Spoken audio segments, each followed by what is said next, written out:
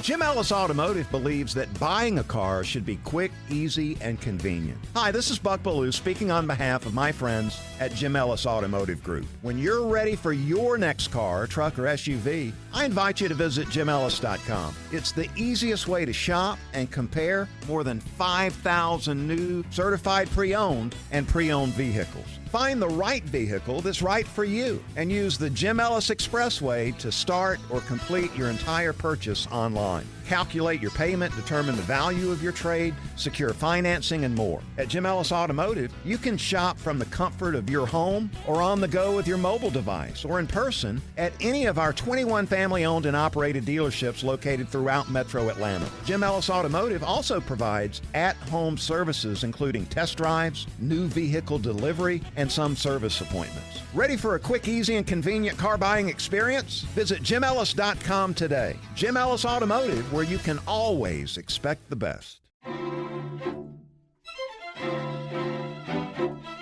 Well, welcome to the Janelle King Show. I'm Janelle King. This is Extra 106.3, and this is where we discuss kitchen table topics that are typically banned from family gatherings, but are absolutely necessary in order to have a strong republic. So today's kitchen table topic, what are we discussing? I'm calling it the money wars. Are we heading into a recession, or do we even know what's really going on? You know, I was speaking to a dear friend of mine the other day, and she mentioned how the tariffs that President Trump was putting in place, she was debating how she felt like it was going to cause a recession or lead us into a worst case financial situation than we're already in. And I don't believe that she was too fond of them, and that was kind of her position. But mostly because she really felt as though these tariffs were going to fall back on everyone outside of the wealthy class, and that it was going to affect people that are not wealthy more so than those who are. And that was just kind of a big thing for her. And I personally felt like there's going to be, of course, some adjustments, and we just have to have faith in our market that it's going to regulate it. And that, yes, there may be some volatile times, but we've seen these times before. And sometimes it's necessary in order to move forward, to push past, and to be able to win, or in our case, get back on top. But what the conversation did was it sent me on a rabbit trail where I began to research these particular topics. And I realized that there's so many people that whenever these conversations start around finances, government financing, tariffs, and all these things, there are a lot of people that feel as though these conversations are going over their head because there's such a lack of understanding on how government finance works and what do we look at and what matters to people.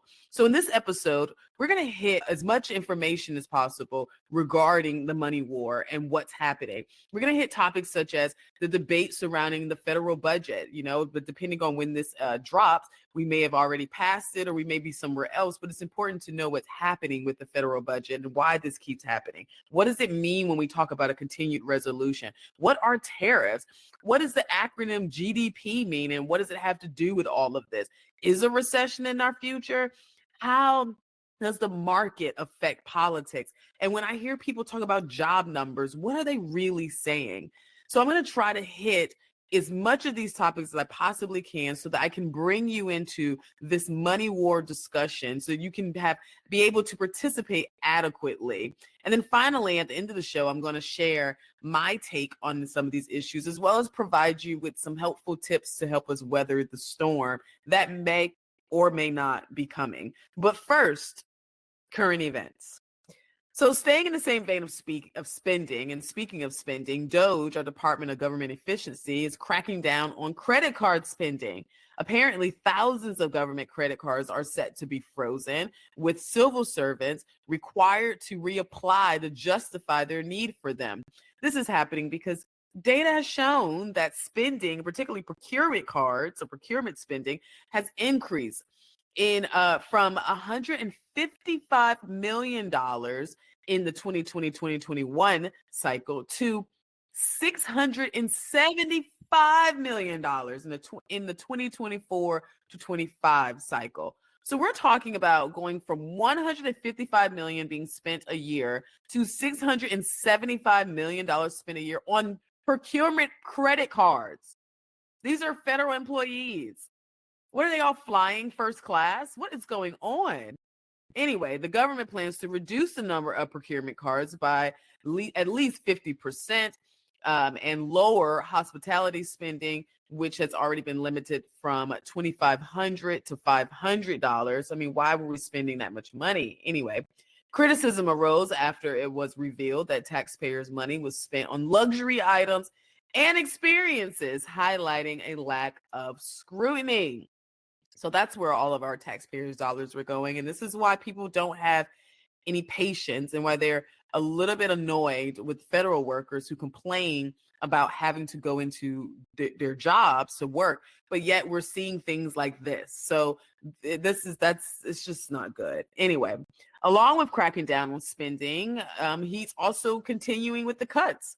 Trump administration cuts have impacted or are set to impact the Food and Drug Administration by eliminating employees who review food safety and medical devices. Probationary employees at the FDA received job elimination notifications, as reported by 3 FDA staffers who spoke to the Associated Press anonymously. The U.S. Department of Health and Human Services announced plans to fire 5,200 probationary employees across its agencies, including the FDA. But not everyone sees this move as efficient. Mitch Zeller, the former FDA director for tobacco, stated that the firings, he believes, are intended to demoralize and undermine the spirit of the federal workforce. Really? Okay. All right, let's just keep going. Lastly, the White House stated that the Trump administration will not cut Social Security or Medicare following comments from presidential advisor Elon Musk about entitlement cuts. Well, here's what Elon actually said that's being misconstrued. His direct quote was that the waste and fraud in entitlement spending, which is most of the federal spending, is entitlements. So that's like the big one to eliminate. That's the sort of $500 billion, maybe 600 or 700 billion a year. So basically, he wasn't saying we got to get rid of all entitlement spending, but he did say that that's a big area where we could cut some spending. So according to the Trump administration, they agree with Elon Musk. The U.S. Government Accountability Office estimates taxpayers lose as much as $521 billion annually to fraud. And most of that is within entitlement programs such as Medicare and Medicaid. Over the past 2 decades, the federal government has made an estimated $2.7 trillion in improper payments, the majority of which come in the form of payments to deceased individuals or those who no longer are eligible for government programs. Let me just pause right here for a second and just add my little 2 cents. If you grew up in a community that's poor or very low income, you know somebody, or you've heard of someone, or it may have been you, which I hope not, but you at least know of someone who's still collecting benefits on a family member that may have passed away. It could have been a grandparent, and then you have a cousin who still couldn't get in that check. And it's so fascinating because when you don't know, you don't know. And it appeared to be like, oh, this is money that is due to this family member. So even when they pass away, that money is now due to, or should now immediately go to the family, as if it's like a pension or something that was earned. Now, mind you, I know we all pay into these systems, right? But a lot of times people are just not understanding that is called stealing from the government, and that it's fraud when you take someone else's check that's not cut to you or written out to you or supposed to be there for you. But I'm telling you, there is a lot of confusion around this. And I do think that's I believe that should be part of what's happening. While we're cutting, while we're, finding out where the fraud is, we need to be educating people on the law and the way it works and who they are to contact. Because instead of assuming that people are just going to do the right thing, all of this stuff needs to be further investigated, and education matters. We need to make sure we educate our populace. Okay, all right. Now, also according to the administration, the Social Security Administration made an estimated $72 billion in improper payments between 2015 and 2022. The Center for Medicare and Medicaid Services estimated it made $140 plus billion of improper payments in 2024 alone. So as you can see, there is a need more than ever for all of us to understand government finance and government spending and how it is affecting us. I mean, how many times are we going to just allow our money to float away? So after the break, we're going to turn the kitchen table into a classroom desk, and we're going to dive into some of this finance stuff. And I'm going to try my best to explain these topics to you in layman's terms in the most simple way possible so that you can remember how all this works and you can participate in the conversation whenever it is going on. So much more after the break. You're listening to the Janelle King Show. This is Extra 106.3. We'll be right back.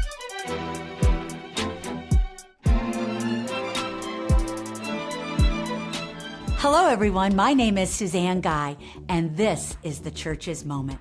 There is an incredible opportunity to start a distinct pro-life ministry at your church.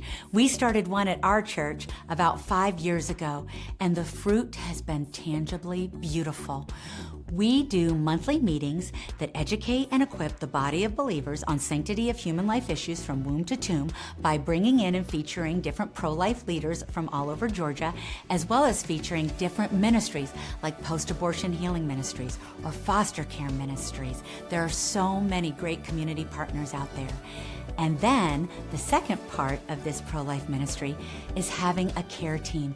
This is an opportunity to show moms in crisis, moms in unplanned, unwanted, or crisis pregnancies, that the church is the place to run to, that the church is a safe haven and a place to go for tangible help, real hope, true compassion, friendship, and discipleship, and yes, an opportunity to share the gospel in both word and deed. Brothers and sisters in Christ, will you consider starting a distinct pro-life ministry at your church? It's so easy. Please contact me today to find out how simple this is.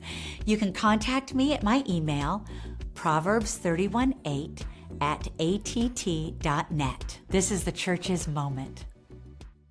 Jim Ellis Automotive believes that buying a car should be quick, easy, and convenient. Hi, this is Buck Ballou speaking on behalf of my friends at Jim Ellis Automotive Group. When you're ready for your next car, truck, or SUV, I invite you to visit jimellis.com. It's the easiest way to shop and compare more than 5,000 new certified pre-owned and pre-owned vehicles. Find the right vehicle that's right for you and use the Jim Ellis Expressway to start or complete your entire purchase online. Calculate your payment, determine the value of your trade, secure financing, and more. At Jim Ellis Automotive, you can shop from the comfort of your home or on the go with your mobile device or in person at any of our 21 family-owned and operated dealerships located throughout Metro Atlanta. Jim Ellis Automotive also provides at-home services including test drives, new vehicle delivery, and some service appointments. Ready for a quick, easy, and convenient car buying experience? Visit jimellis.com today. Jim Ellis Automotive, where you can always expect the best.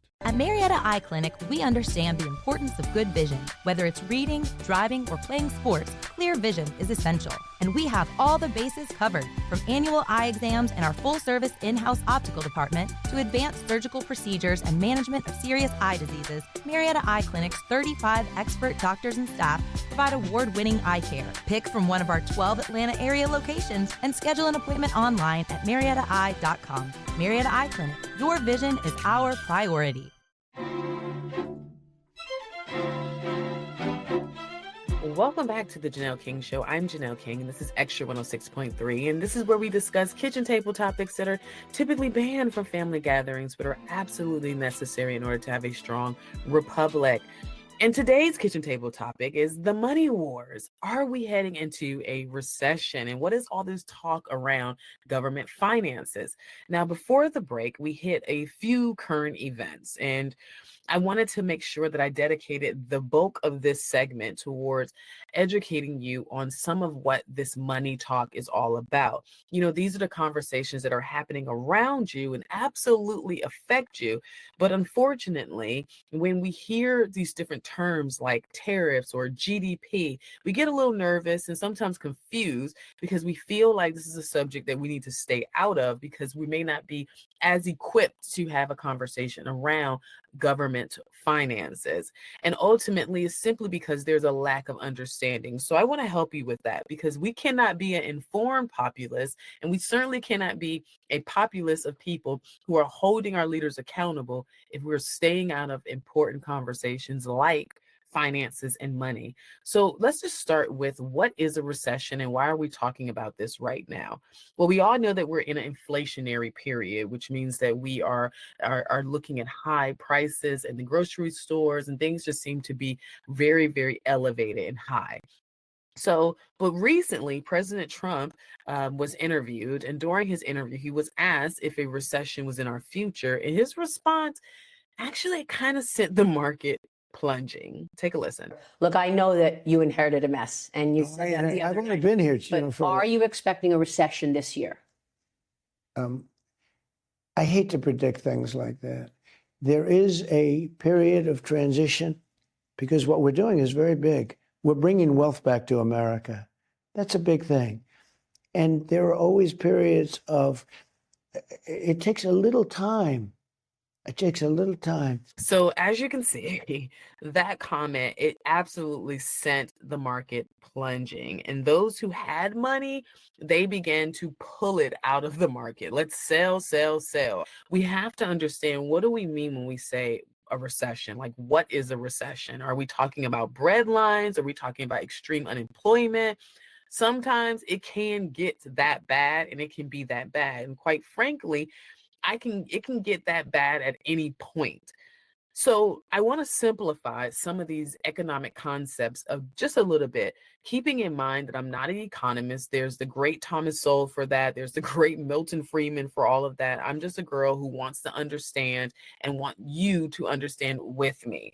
So let's just start with some basics. What is a recession? A recession takes place when there's a significant decline in economic activity spread across the economy lasting more than a few months. This is why you are hearing more and more people blame tariffs as to whether or not why we're seeing some of the issues that we're seeing. Now, while they may be a contributing factor, it's just that it's one factor. So in other words, let's try to explain this to you differently. Imagine if you were going to the grocery store that usually has a line of busy shoppers waiting to check out. That would be an example of having a thriving economy with people spending money, and they're spending money freely. Now, picture a sudden situation. Maybe there's a winter storm or there's something that happened where people are worried about getting stuck at home, like COVID, so to speak.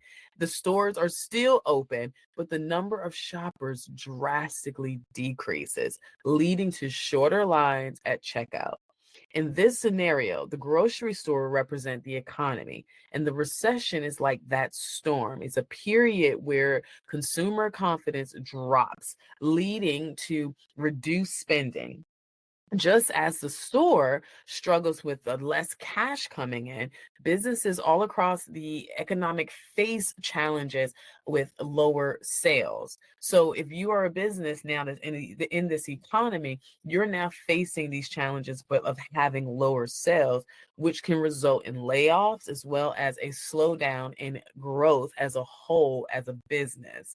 In other words, when people hold back on spending, the entire system feels that impact, just as that grocery store depends on that steady customer traffic in order to thrive.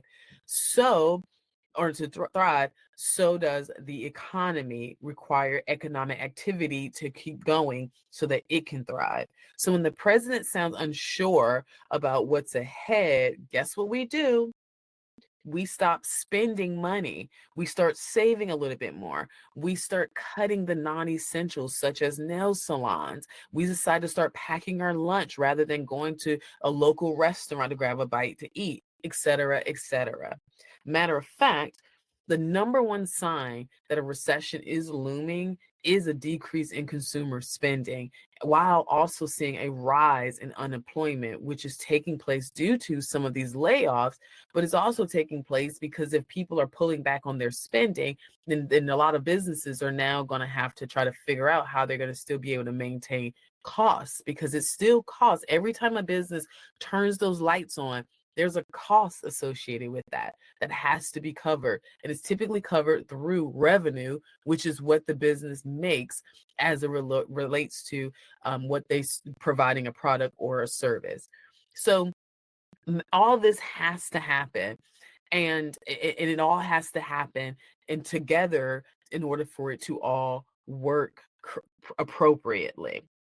As a matter of fact, the number one sign, like I was stating, of a recession or a looming recession is when you do see that decrease in consumer spending and you do see a rise in unemployment or a falling in our GDP, which is our gross domestic product, which I will discuss in a bit.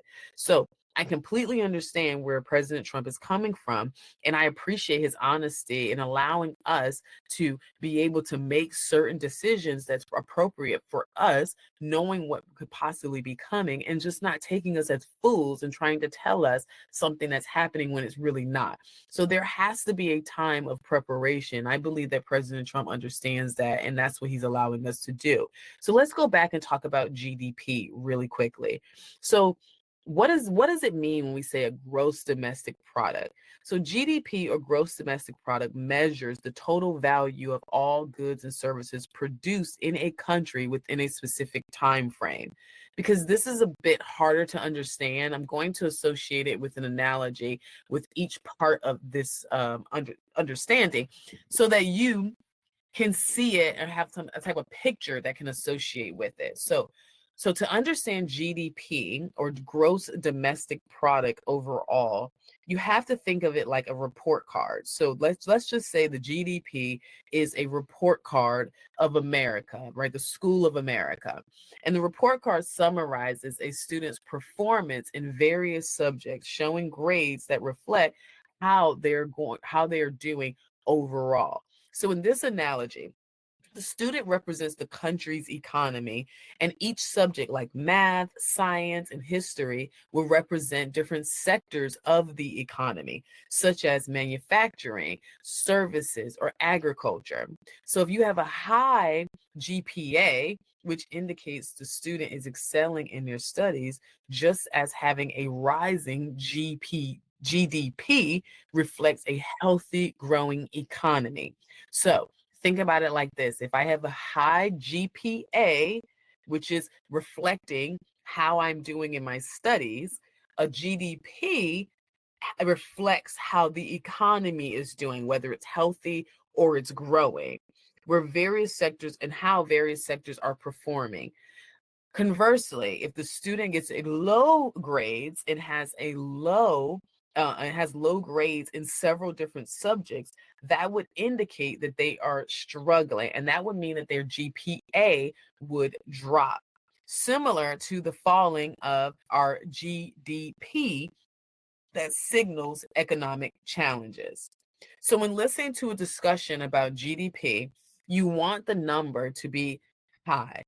So the overall purpose of a GDP is to get a snapshot, much like at the end of that potluck when you can see how well everyone throughout the total spread of the food that was provided. The more collaborative, the more diverse the dishes are, the better the overall meal was. Similarly, with GDP, it shows a various different methods of measuring economic output to provide a complete picture of the country's economic health.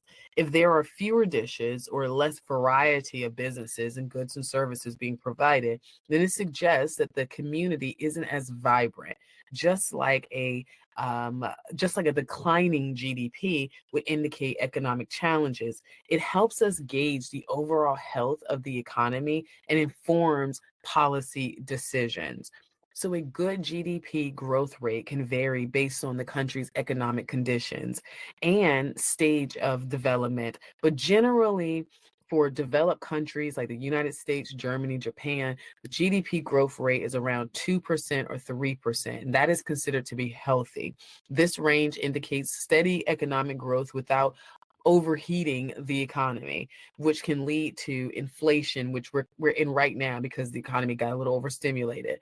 So some developing countries can experience higher growth rates where they've seen around like 7% or 8%, but that could be due to rapid industrialization or any type of significant investments that are being made in that country. So, in summary, a good GDP range is typically between 2% and 3% for developed economies and 5 to 7% for emerging economies. Now, I hope that wasn't too confusing, but if we're going to be an educated voter, we have to understand government economics, and you got to understand how we're getting to these points and why this is happening.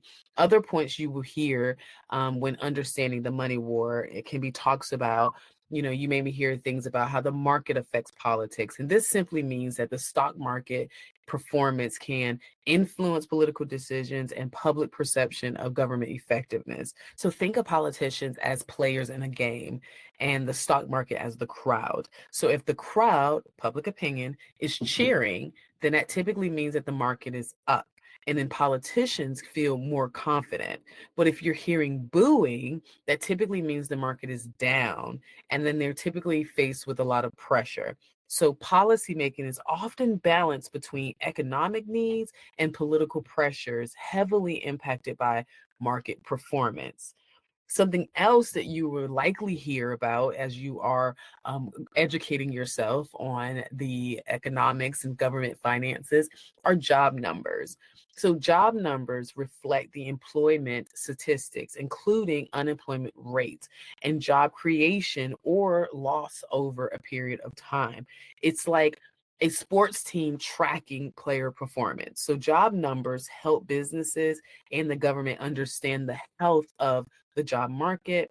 Strong job numbers often indicate a robust economy, while weak numbers, it can be a signal of economic trouble or turmoil coming. All right, moving on. Let's talk about tariffs. So tariffs are essentially, tariffs are taxes placed on imported goods to protect domestic businesses and generate government revenue. So how does this all work? So imagine you're at a neighborhood bake sale where everyone in the community brings their homemade treats to sell. Each neighbor has different specialties. Some bake cookies, some bake pies, some create delicious cakes, but they all do something uniquely different, but we all represent this neighborhood.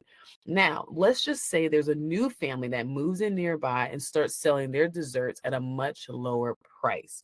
Now, to protect the local bakers, and encourage everyone to buy from or within their local neighborhood versus going to this other location that's now popped up outside of the neighborhood. The baker, let's say the baker has the bake sale organizer. So this is the person that's now in control of who gets to buy and sell, well, mostly who gets to sell at this bake sale. So I'm the organizer. So let's say I'm the organizer and I decide that I want to impose now a neighborhood fee on any outside baked goods sold at the event. This fee now increases the cost that the new family has on their treats because now they have to cover that new charge, that new cost, making it more expensive for them compared to going to the local neighborhood baked goods.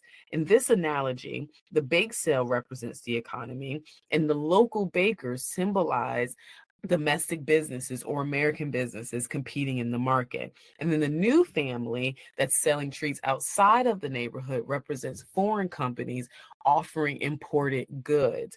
The neighborhood fee that is now imposed on the outside company is akin to a tariff.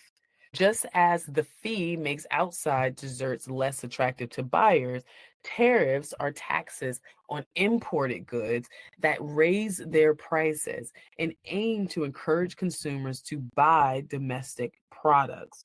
Now, while this does help local businesses, it can also result in some higher prices for all consumers. Similar to the bake sale, it may end up costing more if they buy locally because of this neighborhood fee, but it all ultimately benefits those local businesses.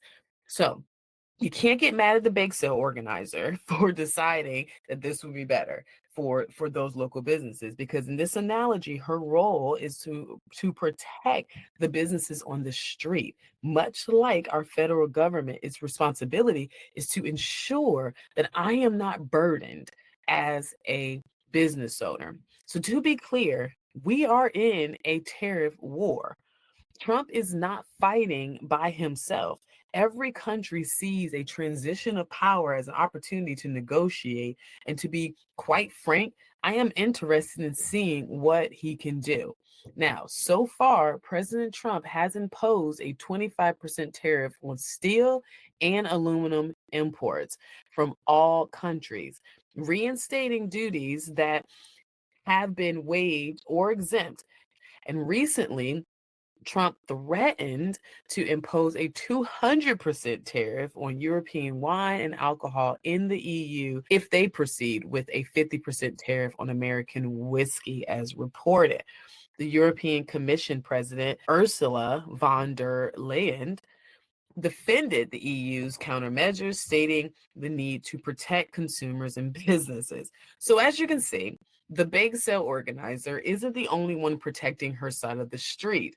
It's all countries. And it looks crazy when I see Americans who are fighting our president over placing a high tariff on another country. So, yes, they can raise prices for consumers and lead to trade disputes, but also it can help local markets survive against foreign competition. So now let's talk about what is happening in Congress right now, the budget fights. So, to fund or not to fund? That is the question. There is a fight happening amongst Republicans, but first, let's understand the budget fight as a whole.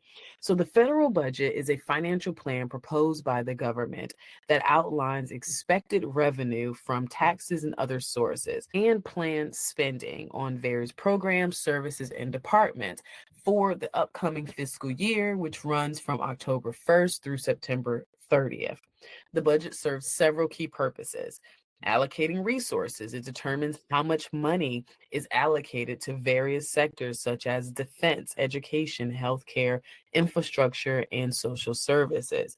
It also reflects the government's priorities and policy choices, indicating which programs will receive funding and which will be cut or reduced. The budget can help influence the economy, managing inflation, unemployment, and overall economic growth through appropriate spending and tax policies. So you can imagine why there is a constant fight over the passing of the budget, because it often involves intense political discussions and disagreements, typically along party lines. You have different political parties having various different priorities and beliefs about how the government money should be spent. Thus, lawmakers may attempt to use the budget as a leveraging tool through additional policy measures or reforms, leading to additional conflicts. And with many stakeholders involved, from individual lawmakers to the president to public opinion and all kinds of stuff, reaching a consensus can be extremely challenging. Compromises are often made, and it leads to these lengthy debates and revisions. But they don't have all day. The government shutdown occurs when Congress fails to pass the budget or a continued resolution, which is a temporary funding measure, by the deadline. And as a result, many federal agencies stop operating. That's what a federal shutdown is. It's when the agencies stop operating and non essential services are halted. That can lead to federal employees being placed on unpaid leave until the budget is resolved, resulting in a loss of income for them. Although I do believe that they do get that money back. I believe that it is paid back to them once the government reopens. But government shutdowns can also impact the economy, affecting consumer confidence and spending, and potentially delaying contracts and projects. So now that you have an overview of the picture of what's happening, why are Republicans fighting today? Here's why.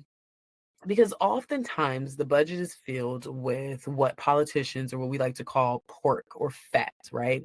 It's just a bunch of unnecessary spending, and many of us, as particularly as Republicans, are just tired of it. We're just tired of all the unnecessary spending.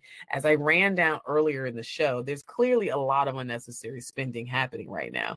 And the last time the United States government passed a balanced budget was in the late 1990s. Specifically, the federal budget was balanced for 4 consecutive years from 1998 to 2001. And during this period, the United States experienced budget surpluses, which means that the government collected more money in revenue than it spent. And that was during 1998 to 2001.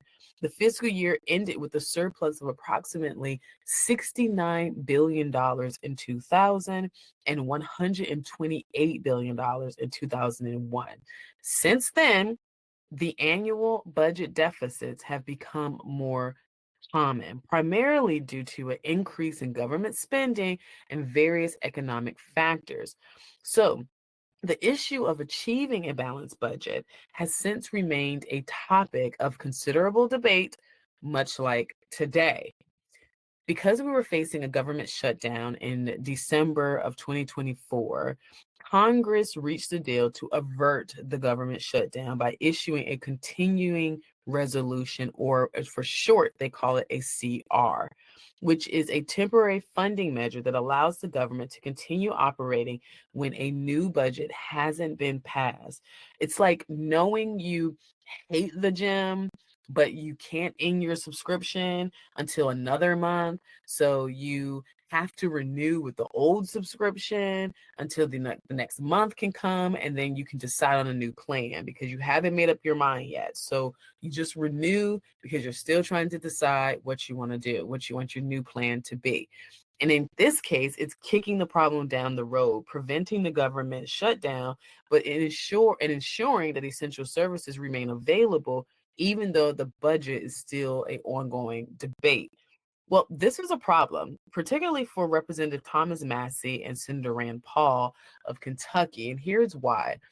Many of them held their nose and they felt like they were passing a continuing resolution in December because they were waiting on this new administration to come into effect. This will allow them time to rework the budget, and then they could pass something they would be proud of.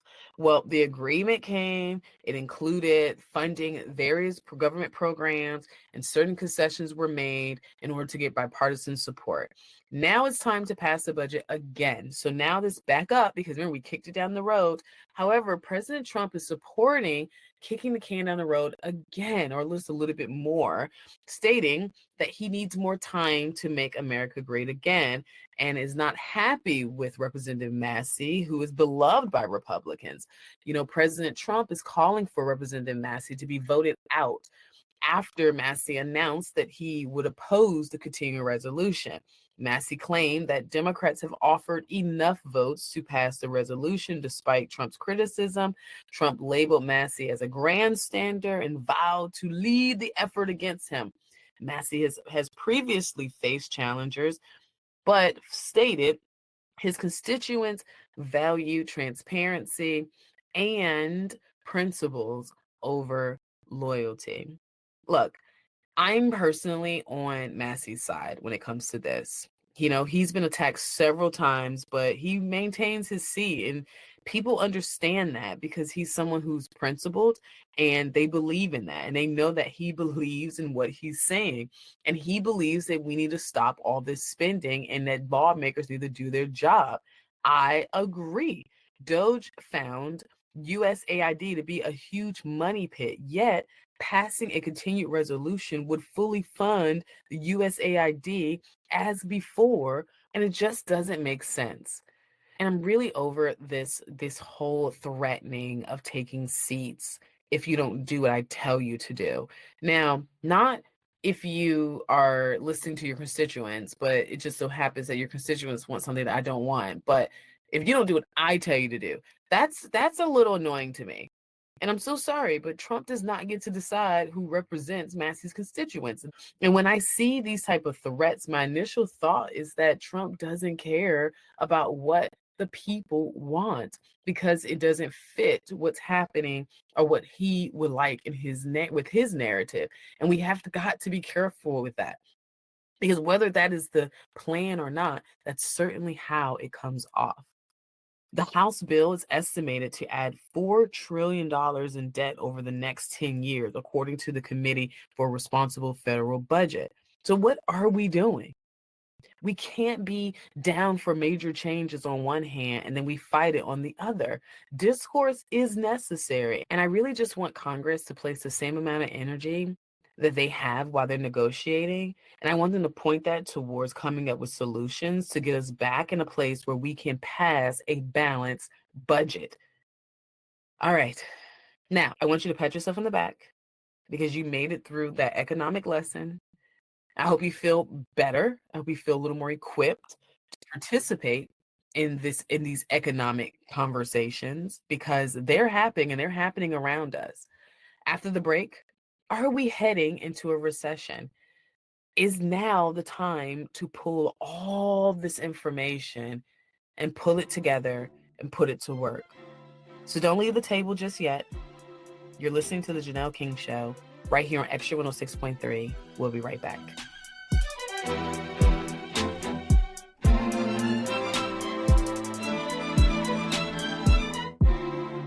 Jim Ellis Automotive believes that buying a car should be quick, easy, and convenient. Hi, this is Buck Ballou speaking on behalf of my friends at Jim Ellis Automotive Group. When you're ready for your next car, truck, or SUV, I invite you to visit jimellis.com. It's the easiest way to shop and compare more than 5,000 new certified pre-owned and pre-owned vehicles. Find the right vehicle that's right for you and use the Jim Ellis Expressway to start or complete your entire purchase online. Calculate your payment, determine the value of your trade, secure financing, and more. At Jim Ellis Automotive, you can shop from the comfort of your home or on the go with your mobile device or in person at any of our 21 family-owned and operated dealerships located throughout Metro Atlanta. Jim Ellis Automotive also provides at-home services including test drives, new vehicle delivery, and some service appointments. Ready for a quick, easy, and convenient car buying experience? Visit jimellis.com today. Jim Ellis Automotive, where you can always expect the best.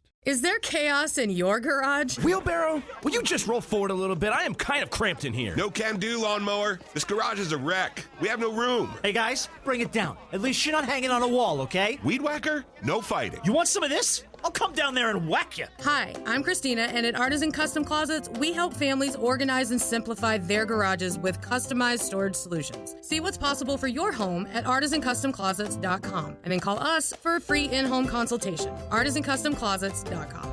This is the Janelle King Show right here on Extra 106.3, where we discuss kitchen table topics that are typically banned from family gatherings, but are absolutely necessary in order to have a strong republic.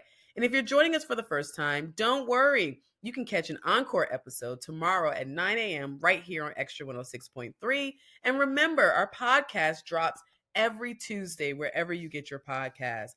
And if you're feeling eager, you can watch the video podcast right now on YouTube. Just remember to subscribe to our YouTube and Rumble pages, and your likes, comments, and shares are always welcomed. Now grab a seat and let's get back to the table. That's right. This is the Janelle King Show, and this is Extra 106.3. And as you heard, we discuss kitchen table topics here that are typically banned from family gatherings, but are absolutely necessary in order to have a strong republic. And today's kitchen table topic, money wars. Are we heading into a recession? So are we heading into a recession? You know, President Trump doesn't rule it out, and our Commerce Secretary says that everything is great. We have nothing to worry about. But here's what I think. When taking all that we discussed in the last segment into consideration, I think that we are already in a recession. And I think that it will get a little bit worse before it gets better. We have a lot of federal layoffs. In a few months, they're going to need to get a job, even those that accepted the deal. That only lasts for a few months. I mean, I can see it in our industry of work because we're hiring, and it's way easier today to find quality candidates than it was in 2017 when the market was amazing. And that's because businesses and companies are laying off now due to consumer spending dropping. Back then, it was so high and people were spending and everybody was working, and now there was so much happening that there was very few people that was looking for jobs or looking for new employment. So having more people unemployed, plus consumers spending less and people deciding to save more, businesses closing is inevitable. And all of this together will absolutely trigger a recession, particularly if we keep this going. So now that we have a more detailed understanding of our money war and economics in general, we must understand cause and effect and who is to blame. And this is the fault of the Biden administration. And all of the ridiculous spending they use towards social engineering the public and trying to control election outcomes. And unfortunately, when the fun parent screws things up, the disciplinarian parent has to clean it up. And then oftentimes they're seen as being mean or all these other things. But the truth of the matter is they're just doing the right thing. So as for us, I think the best thing we can do right now is we need to save a little bit more. You need to support local small businesses that are around you. Overall, consider buying local and supporting American businesses. Remember, we have to look out for our side of the street. If you don't know what I'm talking about, you have to go back and listen to our analogy about the bake sale. We also need complete strategies and not experiments. I feel like, once again, we're back looking at welfare programs and entitlements, which was an experiment that didn't go away. The Department of Education was another experiment that didn't go away. So let's make decisions that not only add, but also remove when it's no longer necessary. So if we're going to have a strategy we're going to put in place, let's look at strategies that are not working or haven't worked, and let's look at moving them. And let's keep an eye on midterms while we're doing all of this, because states must remain strong in order to carry out this plan to make America great again. And getting slaughtered in the midterms and placing states under Democrat control will absolutely derail his plans. So let's be smart. Let's be well thought out, and let's be fully in control, because the independent voter who voted for Trump was most likely voting for him because they were concerned about the economy and they're concerned about the border. Both of them have to be addressed in order to maintain their support. If you listen to the entire show, I'm so grateful. Thank you, thank you, thank you so much. Please remember, education is powerful. Get educated, get in the game, get in the conversation. And until next week, stay unafraid, stay unapologetic, and never stop seeking the truth.